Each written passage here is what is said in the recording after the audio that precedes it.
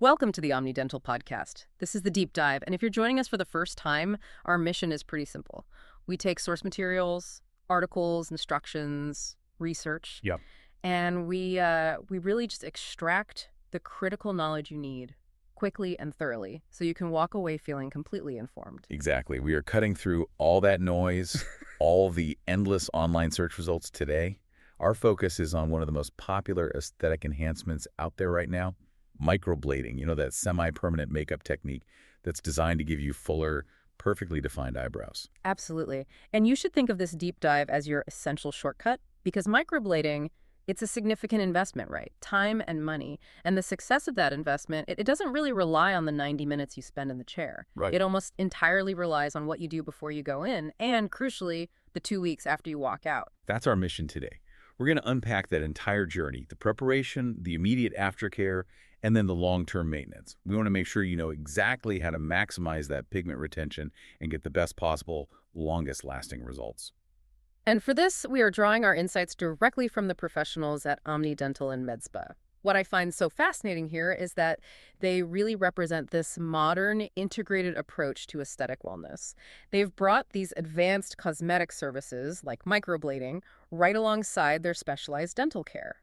And that holistic view is just so key. It moves beyond treating just one area. I mean, when you really think about the importance of a great smile and then how much the eyes and the eyebrows frame the entire face, you realize these services are, well, they're completely complementary. They're treating the face as one unified canvas for both beauty and health. Okay, let's unpack this. Before we zoom in on the specific hair strokes, let's get some context on the practice that supplied this source material. Omni Dental and Medspa is located right in Arlington Heights, Illinois, at 305 E Rand Road. Right, and the practice is anchored by Dr. Billis Pulls, DDS. He brings over a decade of specialization in general, cosmetic and preventive dentistry. But, just like you said, what really distinguishes Omni is that broad scope of services all under one roof.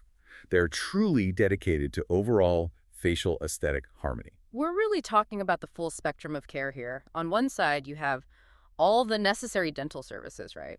Routine care, preventative checkups, and then the more advanced work like dental implants or smile makeovers, even Invisalign. And then you turn the corner and they have this really advanced aesthetic division. And this isn't just a handful of treatments, it's a robust menu.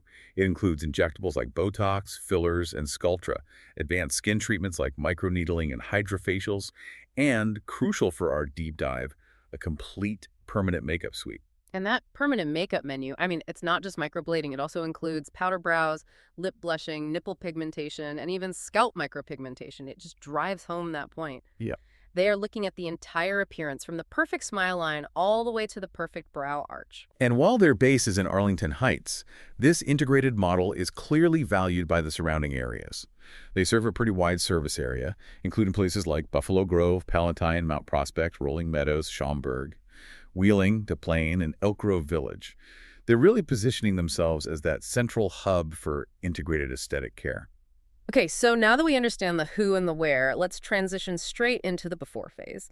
If you are prepping for microblading, that amazing technique that uses a tiny blade to insert pigment mimicking natural hair strokes, the preparation is where success really begins. What does the listener need to know about setting the stage? Preparation is just, it's so critical. Because what we're doing, essentially, is creating a controlled trauma to the skin. We need that skin to be as healthy, as calm, and as receptive as possible to really hold on to that pigment. And that journey starts with a mandatory consultation. You meet with a certified technician. This isn't just a handshake. This is where you discuss your ideal brow shape, the overall thickness, and crucially, your specific skin type and undertones. That discussion about skin type is so personalized, and it's one of those key insights. See, unlike traditional tattooing, microblading uses iron oxide-based pigments, which are actually designed to fade naturally over time. But oily skin types, for instance, they tend to metabolize that pigment faster and can even lead to the strokes blurring a bit. So a good technician assesses all of this right up front. So the consultation basically prevents potential disappointment later on. But what about the anxiety around the procedure itself? I mean, people worry about pain. The preparation must address that. Oh, absolutely. On the day of, discomfort is minimized through two really important steps. First, the technician cleans the area, and second, they apply a prescription-grade numbing cream. This is a topical anesthetic, and it just sits on the skin for about 20 to 30 minutes. I know the sources say the discomfort is minimal, but speaking as the skeptical consumer here, is that numbing cream truly effective? What if I have really sensitive skin? That's a great question, and it really speaks to the quality of the product and the application technique. Most clients report feeling more of a mild scratching sensation rather than actual pain. Think of it like tweezing multiple hairs really, really quickly. The numbing cream minimizes the pain, but because the technician needs such precision with a fine blade, you'll still feel a sensation. But it's generally very manageable. And if you do have extreme sensitivity, discussing that during the consultation allows the technician to adjust the numbing time or even their technique. And before the microblading even starts, we get to the artistry part. Designing your brows, the technician measures and outlines the perfect shape. Why is that measuring process so complex? Because it's based on the golden ratio, but it's tailored to your unique facial symmetry. They don't just freehand it. They measure the inner and outer corners of your eyes, your nose, your forehead, all to make sure the brows frame your face perfectly. That outline is the blueprint, and no pigment is inserted until you, the client, have personally signed off on the shape. It's a completely collaborative, precise process. Okay, now let's talk about those pre-care rules, the non-negotiables that happen up to a week before. Right, these pre-procedure instructions are absolutely vital for skin integrity. For about a week, you have to avoid things that cause skin thinning or sensitivity. That means no tanning beds ever leading up to the procedure, no chemical peels, and you have to temporarily stop using harsh skincare products that contain retinoids or glycolic acid near the brow area. If the skin is already inflamed or compromised, the pigment retention is it's going to suffer. It really sounds like the entire preparation phase is about maximizing the canvas for the artist. Precisely. You are preparing your skin to heal cleanly and uniformly. Okay, here's where it gets really interesting. Let's jump into the immediate aftermath. You've walked out with these beautiful, defined, brand new brows. What is the emotional and physical reality of those first 2 weeks? Well, let's start with the initial shock. When you first look in the mirror, your brows are going to appear significantly, maybe even alarmingly, dark and sharp. Alarmingly dark. Okay, so how can you, the listener, differentiate between that normal initial darkness and a genuine concern that the technician maybe chose the wrong pigment color? That is a valid worry. The key is understanding why they look so dark. Right after the procedure, the pigment is sitting on top of the skin, and it's mixed with a little bit of lymph fluid and dried blood. It can look like you've drawn on your face with a Sharpie marker. That part is normal. A bad color choice would be something that doesn't match your hair or your skin's undertone, but the initial intensity itself. That is almost always temporary. Within just a few days, as that top layer slices off, about 30 to 50% of that color intensity will just disappear. So the first 7 to 14 days, that's the healing window. What physical symptoms should we expect? You'll see some redness initially, some mild swelling, and then the inevitable formation of scabs. These scabs look like little dark flakes or crusts forming over the strokes. This is just your body's natural response to protect the healing pigment underneath. And this brings us to the most critical aftercare rule, the one rule that really determines success or failure, the big don't. Yes. Do not, under any circumstances, pick, scratch, or rub the scabs. I mean, we really cannot overstate this. Letting them fall off naturally is paramount. If you pull a scab off prematurely, you are literally pulling the pigment out with it. You'll be left with a white scar and a patchy hole in your beautiful new brow. It's tough, I know, but you have to resist the urge. Beyond the no-picking rule, there are also some pretty critical activity restrictions. Why do we need to treat exercise like the enemy for 2 weeks? This is where we get into the technical why. The restrictions against excessive sweating and soaking, they're mandatory for pigment retention. Sweat contains salt, and when your skin is healing, salt acts as an osmotic agent. It's actively trying to draw the pigment out of those fresh, open channels in your skin. Wow, that's the key insight we needed. So intense exercise, hot yoga, saunas, they're completely out because they produce that saline sweat that's literally pushing the color out. Exactly. And the same principle goes for water. You have to avoid soaking the brows. No swimming, no hot tubs, no long steamy showers aimed right at your face. Keeping the area dry for that first crucial week ensures the pigment can settle correctly. Okay, now for the DOs. How do we keep the area clean and just moist enough to heal properly? You need to keep the brow area clean and apply a thin layer of the recommended healing ointment or balm. And the crucial word there is thin.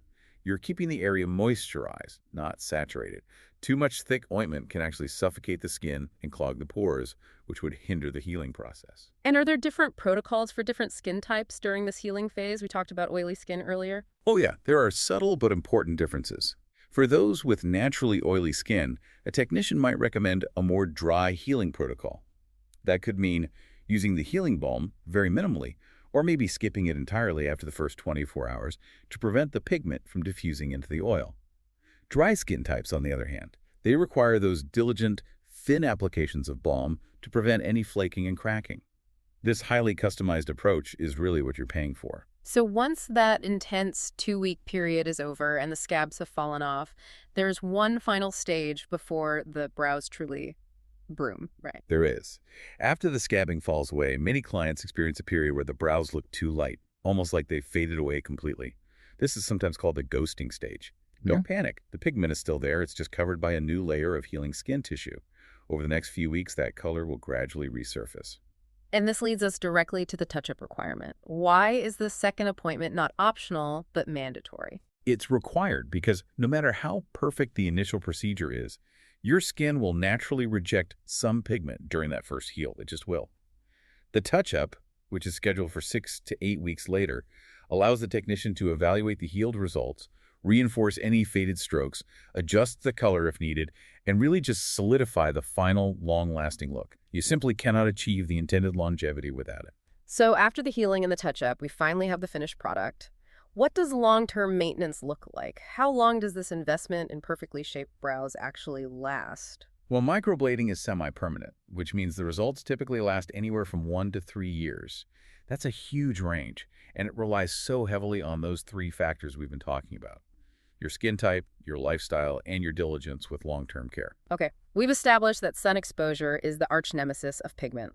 What specific tactics do we need to adopt to protect our brows for the next few years? Sun protection is, without a doubt, the most important long-term tactic. Once the area is fully healed, so after that 6 to 8 week mark, you must apply a broad-spectrum mineral-based sunscreen over your brows every single day if they're going to be exposed to UV light.